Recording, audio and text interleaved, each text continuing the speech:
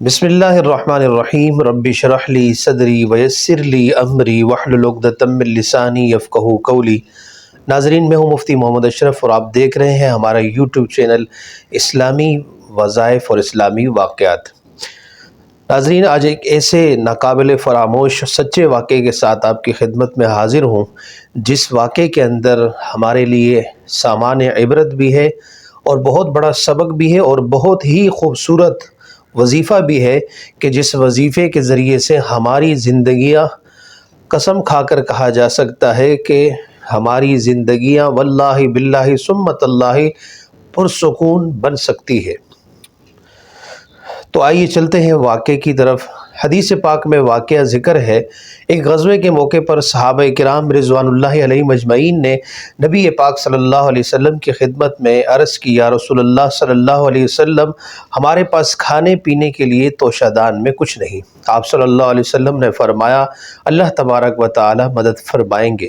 اسی اثناء میں تھوڑی دیر بعد کچھ مکھیاں، شہد کی مکھیاں جنگل کی طرف سے آئی اور رسول پاک صلی اللہ علیہ وسلم کے قریب آ کر بنبنائی اور آپ صلی اللہ علیہ وسلم سے تھوڑا دور کھڑی ہو گئی، جیسے کہ وہ آپ کی اور آپ کے صحابہ کی منتظر ہیں۔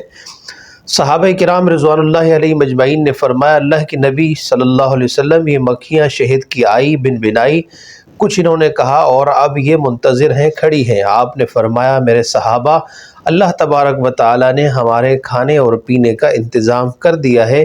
یہ شہد کی مکھیاں اس جنگل سے آئی ہیں اور انہوں نے ہمیں شہد کے چھتے میں شہد بنا رکھا ہے اور اس کی ہمیں دعوت دی ہے کہ آپ اور آپ کے صحابہ آئیں اور ہماری دعوت قبول کر کے اس شہد کو نوش فرمائیں۔ چنانچہ آپ صلی اللہ علیہ وسلم نے ان کی دعوت قبول کی اور پھر جنگل کی طرف چل دیے۔ آگے شہد کی مکھیاں اور پیچھے آپ صلی اللہ علیہ وسلم اپنے اصحاب کو لے کر آگے بڑھتے رہے۔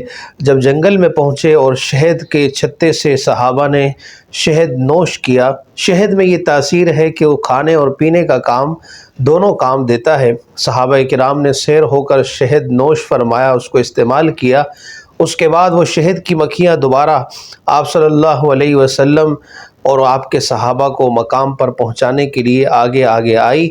جب آپ صلی اللہ علیہ وسلم اور صحابہ اپنے مقام پر پہنچے تو ان مکھیوں سے پیارے آقا مدنی صلی اللہ علیہ وسلم نے عرض کیا کہ اے شہد کی مکھیوں، ایک سوال کا جواب دو۔ انہوں نے عرض کیا، یا رسول اللہ صلی اللہ علیہ وسلم، ضرور۔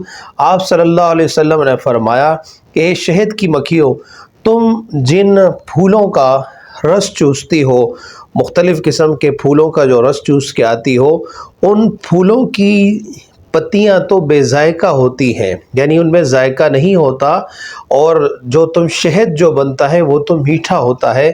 آخر ان بے ذائقہ پتیوں کے اندر یہ ذائقہ کس طرح آ جاتا ہے؟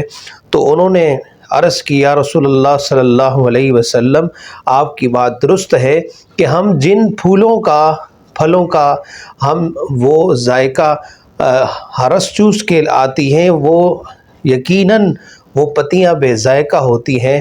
پھر آپ صلی اللہ علیہ وسلم نے فرمایا، تو یہ اس میں مٹھاس کیسے پیدا ہوتی ہے؟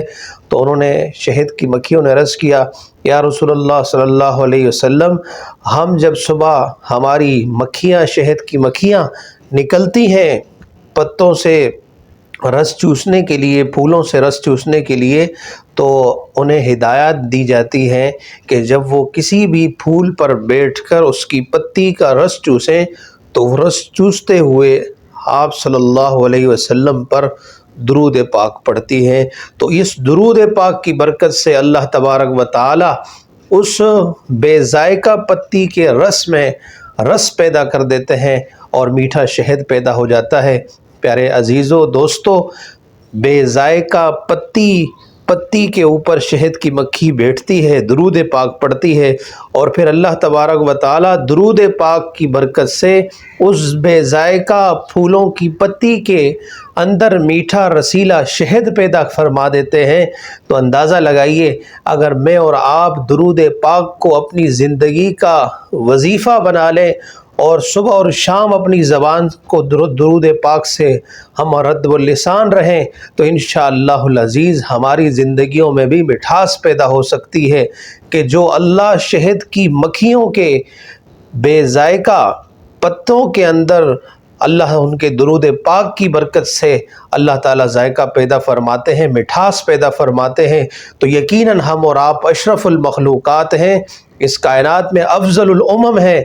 ہم اور آپ اگر درود پاک پڑھیں گے تو ہماری زندگیوں میں جو بے چینی ہے، جو تکالیف ہیں، جو مصیبتیں ہیں، جو تنگیاں ہیں، اللہ تبارک و تعالیٰ ان سب کو درود پاک کی برکت سے دور فرمائیں گے۔ اللہ تبارک و تعالیٰ مجھے اور آپ کو درود پاک پڑھنے کی توفیق نصیب فرمائے۔